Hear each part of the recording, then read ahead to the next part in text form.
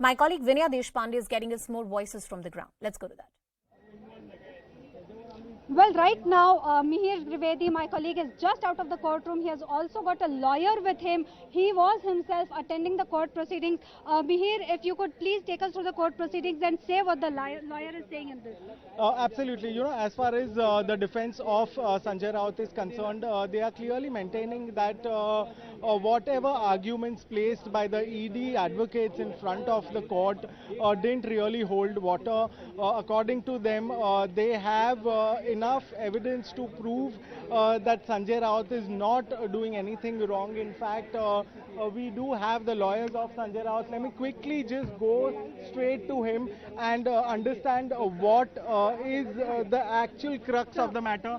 Sir, सबसे पहले बताइए, आज आर्ग्यूमेंट्स हुई, संजय राउत जी को ईडी 8 दिन का कस्टडी मांग रहा था, उनको 3 दिन का मिला है।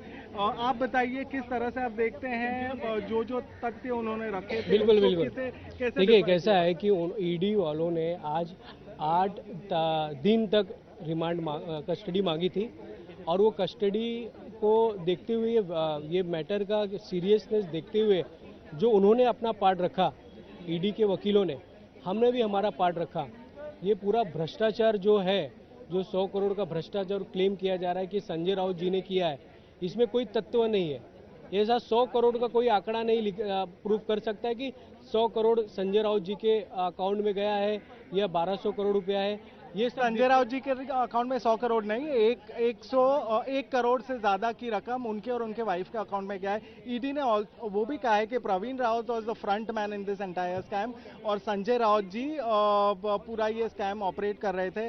उन्होंने ये भी कहा है और कहीं ना कहीं इसके बारे में तो FIR भी फाइल होगी है। उन्होंने कहा है कि Sanjay Raut not only he is trying to influence the witness but he is also tampering with the evidence. इन सब जो उन्होंने आर्ग्यूमेंट प्लेस किया, उसके बारे में आप क्या कहेंगे? देखिए, आप जो बता रहे हो ना, ये आप ईडी की जो बाजू है वो आप बता रहे हो। मैं आपको वही बताना चाहता हूँ कि जो हमारा जो कहना है कि प्रवीण राउत उनको अरेस्ट किया गया है और वो उनका, आप एग्जाम्पल ले लीजिए, किसी व्यक्ति के साथ आपका वो सब्जेक्ट से कोई रिलेटेड नहीं है। अगर कोई सब्जेक्ट से अगर आपका उनका कोई व्यवहार होता है कोई दूसरे सब्जेक्ट से, तो ईडी उसको कनेक्ट कर रही है कि ये व्यवहार पत्राचार से रिलेटेड है। यही हमने कोर्ट में कहा गया है कि इस जो ये बेसलेस ये इन्होंने ये एविडेंस यहाँ पे क्रिएट किया है, ये यहाँ पे कोई रोल नहीं है हमारा। इसीलिए तो ये चीज़ को देखते हुए ये कस्टडी में 4 दिन की जो दी है, जिसके अंदर उनको जो जो हमसे चाहिए वो आप सब ले लीजिए। अब इतना दिनों से ये इन्वेस्ट, ये जो भ्रष्टाचार है, ये कोई 100-200 करोड़ का नहीं है ना, ये तो 1000 करोड़ का भ्रष्टाचार है और जिन्होंने ये भ्रष्टाचार किया वो सब जेल के अंदर है। अब वो ये जो छोटे मोटे जो लोग कनेक्टिविटी कर रहे हैं, आप देखो, अगर इसके अंदर ईडी अगर सही में डेप्थ में जाएगी ना, तो और भी बड़े बड़े नाम खुलासे आएंगे। मैं तो आपको बोल रहा हूँ, थोड़े दिन रुकिए आप। अब ये 4 तारीख को हम यहाँ पे आएंगे, आप देखते रहिए कि ये तो बस छोटा सा, ये बोलते हैं ना, ये दिखा रहे, लेकिन इसमें जो बड़ा भ्रष्टाचार है, आप देखिए ईडी को और भी लोग मिलेंगे इसके अंदर। इसमें हमारा तो कोई रोल ही नहीं है।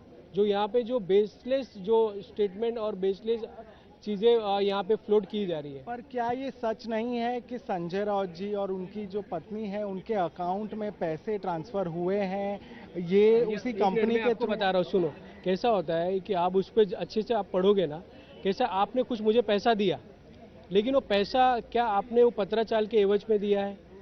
वो तो नहीं है ना। वो पत्राचाल के एवज में अगर पैसा कोई देता है और वही सब्जेक्ट में पैसा फ्लोट होता है, तो वो क्राइम क्रिएट होता है ना। अब कैसा है कि ये अगर कोई व्यक्ति, अगर मैं जिससे बात करूं और वो कल कहीं जाके कुछ क्राइम करे और वो क्राइम करने के बाद जो उसका मेरा जो व्यवहार हुआ है, उसको आप बोलोगे कि नहीं, ये क्राइम जो उसने किया है इसमें मेरा भी रोल है, ये तो नहीं हो सकता है ना। आप पत्राचाल के हेड्स में अगर उनके अकाउंट से पैसे आया हो या गया हो या कहीं उनका नाम पेपर में हो पत्राचाल के क्राइम में, तो आप उसको आप बोलिए ना। यही तो हमारा यहाँ पे आर्गुमेंट है। पर कहीं ना कहीं उनका ये भी कहना है कि जो विटनेस है उनको थ्रेटन करने की कोशिश की जा रही है, प्रोसीडिंग्स को इन्फ्लुएंस करने की कोशिश की जा रही है। उसके बारे में आप ये देखिए, ये तो स्टैंडर्ड ऑपरेटिंग सिस्टम है। हर वकील चाहेगा अपना केस मजबूत हो, तो कोई ऐसी मजबूत वाली बात रखेंगे तो केस उनका मजबूत होगा ना. Thank you. So clearly, this is the lawyer of Sanjay Raut and stating that there is ample of evidence and Yeah. there is ample of substance in the defense of Sanjay Raut. Clearly, the money has been taken and it has been transferred to the accounts of Sanjay Raut and his wife, but the context was different. It was taken from a person they didn't know was part of a scam, and clearly that money transferred to their accounts was not part of the proceedings of any crime that he was part of. So Okay. clearly at this Okay. point, Sanjay Raut's lawyers are very confident based on the kind of based on the kind of definitely the kind of ED custody that they have got. Okay, so we've put both sides to you, viewers.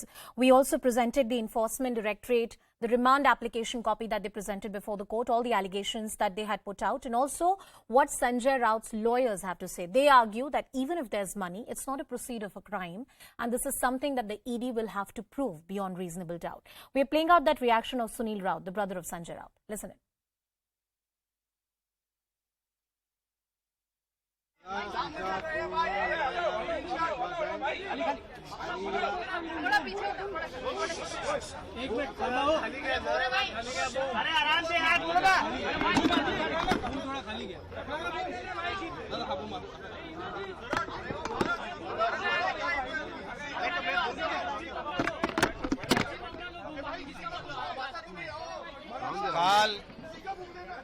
काल संजय राऊत साहेबांना रात्री 12 चालू करू घ्या चालू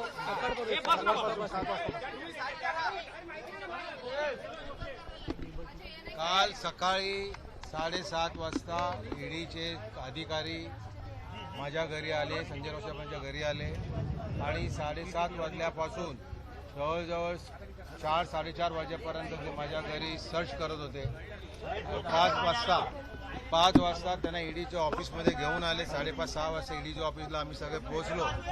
रात्री 12:40 संजय राऊतना ईडीने अटक केलं असं आम्हाला इंटिमेशन दिलं. आज सकाळपासून आम्ही न्यायालयामध्ये त्यांची वाट पाहत होतो, परंतु 12:30 पावणे 1 वाजता त्यांना जे रुग्णालयात घेऊन गेले. तिथून त्यांना आता न्यायालयीन सेशन कोर्टमध्ये घेऊन आले. Cutting across to my colleague Vinaya Deshpande, who continues to track all the developments from the special court at the Mumbai Session Court complex where that hearing was held. Vinaya, once again, for the benefit of our viewers, help us understand what are the key allegations that the Enforcement Directorate has put on Sanjay Raut, what kind of breathers he's got, for example, allowing home-cooked food or access to his lawyers, the questioning timing that has been allowed a window of 12 hours.